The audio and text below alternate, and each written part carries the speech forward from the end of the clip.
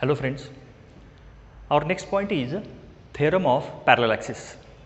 Theorem of parallel axis is about the moment of inertia of two axes which are parallel to each other, in which one is passing through the center of mass of the object. This equation gives the relation between the two moment of inertias about the two axes which are parallel, and one of its axis is passing through the center of mass of the object. Now consider an object of mass capital M and consider one axis of rotation is passing through the point O. Let this object is made up of n number of particles, each has mass dm. Now the moment of inertia of this object about this axis is given by the moment of inertia about the axis which is passing through O is given by IO is equal to integration of the distance. Consider this first one point dm is situated at D. OD will be the distance, OD square into dm. We have the general equation for moment of inertia, I is equal to distance, mass and r square, m r square. Using this, by integration we get the moment of inertia of the whole object. Now consider the point C, which is the center of mass of this object. Consider the axis of rotation which is passing through the C. The moment of inertia due to the axis of rotation passing through C is given by IC is equal to the distance from the C to considered part dm will be CD. Therefore, we can write here as CD square into dm, equation number 2. Now, by expanding the moment of inertia about an axis which is passing through O, IO is equal to integration of OD square into dm.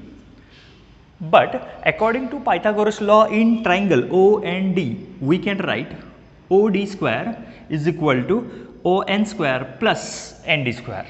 Therefore, integration of OD square means ON square plus DN square or ND square. This will be in the whole square bracket into dm. Now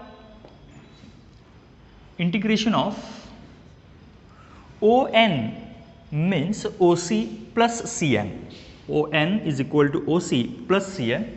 Therefore, OC plus CN bracket square plus ND square into dm. By expanding OC square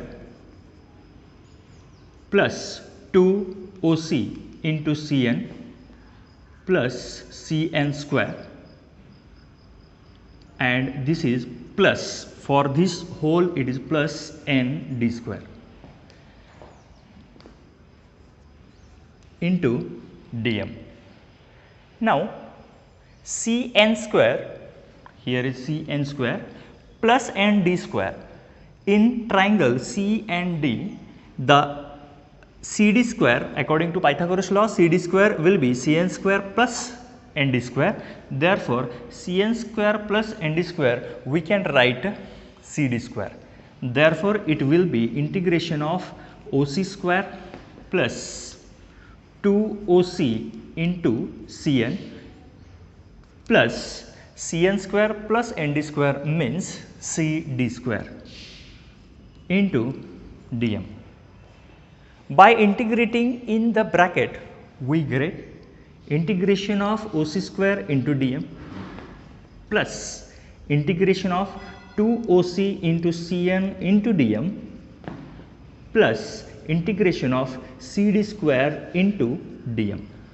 Now we know that OC is the distance between these two parallel axes, which is denoted by h. Therefore, we can write integration of h square into dm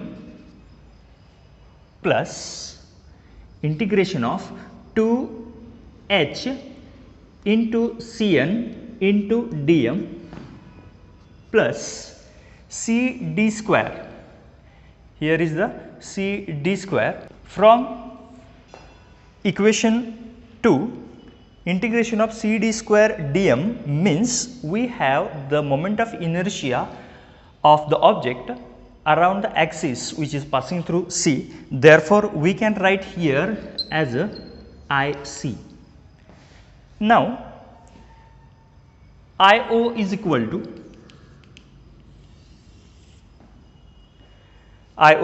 to h square is the common, therefore we can get it in the out h square into integration of dm plus IC square and integration of 2 into h into Cn into dm, we get equal to 0 because Cn is the imaginary line. Therefore, we can't calculate the integration of Cn, which will become 0, and therefore this term will be 0. Hence, we get IO is equal to IC plus h square into integration of dm. Now, integration of dm is the whole mass of the body, and therefore we get IO is equal to IC plus m into h square. This is the relation between the moment of inertia of the two axes of rotations which are parallel to each other, and one of its axis of rotation is passing through the center of mass. It gives the moment of inertia about any axis is the summation of the moment of inertia of the object which is axis passing through the center of mass and the product of mass of the object and the distance between square of the distance between the two parallel axes. Our next point is theorem of perpendicular axis. The theorem of perpendicular axis is only applicable for the laminar bodies. The laminar bodies, this is about the three axes which are perpendicular to each other and concurrent. This theorem states that the moment of inertia of the axis which is perpendicular to that laminar body is equal to the summation of moment of inertias of the other two axes of rotations. Means, consider a laminar body of mass m. It has the three perpendicular axes, x axis, y axis and z axis, in which the axis x and y are in the plane of the body and axis z is the perpendicular to the body. Let Iz be the moment of inertia about z axis. Let Iy be with the moment of inertia due to the axis of rotation y, and due to axis of rotation x, let Ix be the moment of inertia about this axis. थोडक्यात या केसमध्ये एखादी laminar body perpendicular ॲक्सिसवर अशा पद्धतीने ही फिरत असेल तर moment of inertia Iz मिळेल. वाय ॲक्सिसच्या अलॉंग फिरत असताना म्हणजे ही लॅमिनार बॉडी अशा पद्धतीने फिरेल, या केसमध्ये असणारा मोमेंट ऑफ इनर्शिया आपल्याला Iy मिळेल. आणि झेड ॲक्सिस असा आहे म्हणजे या ॲक्सिसच्या भोवती अशा पद्धतीनं या डायरेक्शननं बॉडी फिरत असेल तर आपल्याला मोमेंट ऑफ इनर्शिया Ix मिळेल. आता consider a small point object P which has a mass, small mass dm. मग आपल्याला मोमेंट ऑफ इनर्शिया काढण्यासाठी समजा अलॉंग द एक्स ॲक्सिस आपल्याला मोमेंट ऑफ इनर्शिया काढायचं असेल तर अलॉंग द एक्स ॲक्सिस या पॉईंटचा जे डिस्टन्स आहे तो y आहे. त्यामुळं moment of inertia about the X axis Ix is equal to integration of integration of हा जो काही डिस्टन्स आहे वाय स्क्वेअर इंटू आपल्याला डी एम असं मिळेल. Equation number 1. या ॲक्सिसपासून हे वाय इतक्या अंतरावर आहे आणि याचं इंटिग्रेशन केलं तर होल बॉडीचं आपल्याला मोमेंट ऑफ इनर्शिया मिळेल. Same I Y is equal to, आता वाय ॲक्सिसच्या भोवती ही अशी बॉडी फिरत असताना हा जो पॉईंट ऑब्जेक्ट आहे तो किती अंतरावर आहे, एक्स इतक्या अंतरावर आहे. एक्स ॲक्सिसवरचा जो काही डिस्टन्स असेल तो एक्स इतक्या अंतरावर आहे आणि म्हणून I Y is equal to integration of आपल्याला X square into D M equation number 2 मिळेल. Similarly the moment of inertia about Z axis can be given by I Z is equal to integration of, आता इथं Z ॲक्सिसचं P पॉईंटपर्यंतचं जे अंतर आहे ते अंतर म्हणजे इथं असेल. मग आता ओरिजिनपासून पीपर्यंत आपण त्याला असं म्हणू O P square into D M equation number 3.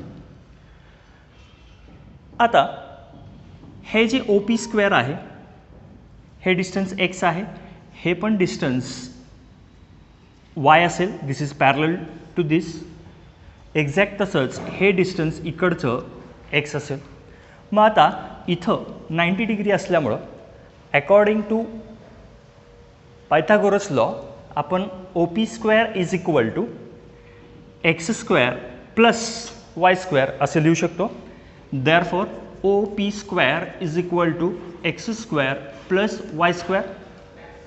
Using this value in equation number 3, the moment of inertia about the z axis is equal to Iz is equal to integration of x square plus y square into dm. म्हणजेच आपल्याला असे लिहिता येईल Iz is equal to integration of x square dm plus integration of y square dm. From equation 1 and 2, the integration of y square dm means the moment of inertia about the x-axis. Integration of x square dm means moment of inertia about the y-axis. Therefore, Iz is equal to Iy plus Ix असं आपण लिहू शकतो. म्हणजेच Iz is equal to Ix plus Iy. This is called the theorem of perpendicular axis. Means in this case the moment of inertia about an axis which is perpendicular to the laminar body is the summation of moment of inertia about the two axes which are lies in the plane of the body. Means Iz is equal to Ix plus Iy. Our next point is angular momentum. Angular momentum is the analogous term to the linear momentum. We know that linear momentum P is equal to mass into velocity. Same, the moment of linear momentum is called as angular momentum. The relation between angular momentum and linear momentum is given by, angular momentum is denoted by L. The angular momentum and linear momentum, the relation between the angular momentum and linear momentum is given by L bar is equal to R bar cross P bar. Means angular momentum is the vector product of the linear momentum and the radius vector. Means consider any particle, if the particle has the linear momentum P bar and R bar is the position vector of that object from the axis of rotation, then the R bar cross P bar gives the angular momentum. Now the expression for angular momentum. Consider an object of any shape with an axis of rotation. Consider it has the total mass m. Let this object is made up of n number of particles which has masses m1, m2, m3, m4 up to mn. Each particle has the distance from the axis of rotation respectively r1, r2, r3, r4 up to Rn. Then if this particle is in rotating with a constant angular speed omega, then each particle has the same angular velocity omega, but it has the different linear velocities.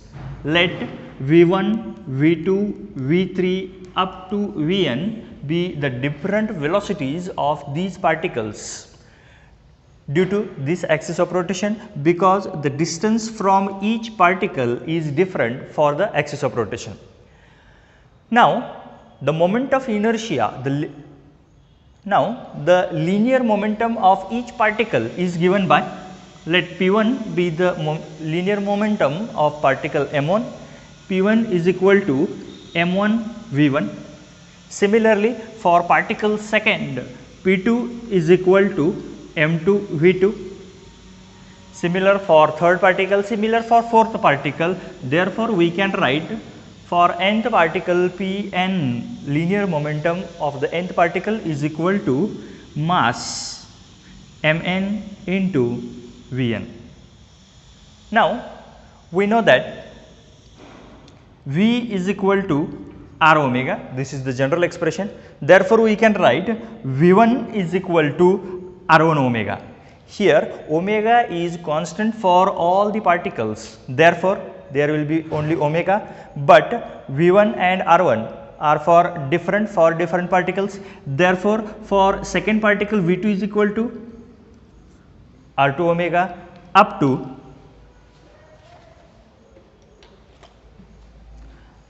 nth particle Vn is equal to Rn omega. Therefore, P1 is equal to m1 R1 omega. Similarly, P2 is equal to m2 R2 omega up to nth particle Pn is equal to Mn Rn omega. Now, according to relation between the linear velocity and angular velocity, now the relation between the linear momentum and angular momentum, we have L is equal to R into P. Therefore, L1 is equal to R1 P1, means we have P1 is equal to R1 into m1 R1 omega. Therefore, we can write L1 is equal to m1 R1 square omega. Similarly, for second particle, the angular momentum will be m2 R2 square omega, and up to for nth particle, the angular momentum of the nth particle is equal to Mn Rn square. Ln is equal to Mn Rn square omega. Now, the angular momentum of each particle can be given by these formulas. The total angular momentum of the object is the summation of the angular momentum of all the particles present in that object. Therefore, L is equal to L1 plus L2 plus L3 up to Ln. Therefore, L is equal to L1 m1 R1 square omega plus for second particle m2 R2 square omega plus up to for nth particle Mn Rn square omega. Now, omega is constant for each term. Therefore, in bracket m1 R1 square plus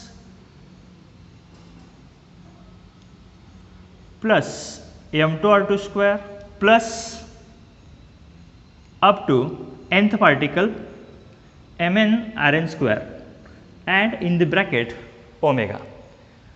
Now, this is the summation of mi Ri square, where I is equal to 1 to n, into omega, but we know that this is the moment of inertia of that particle, and therefore L is equal to, we get I omega. This is the formula to calculate the angular momentum of the body which has the moment of inertia I and which is rotating with the angular velocity omega. This formula is also analogous to the linear momentum. We know that. What is the formula for linear momentum? For linear momentum, P is equal to mass into velocity. Here is the linear momentum, m is the mass of the object and v is the linear velocity of the object. And now we get the angular momentum L is equal to I omega. In previous terms we studied the mass is analogous to the moment of inertia. Mass is in linear motion, same function in rotational motion moment of inertia has. Then v is the linear velocity, omega is the angular velocity. Therefore, these are the analogous formulae. Hence, linear momentum is analogous to the angular momentum.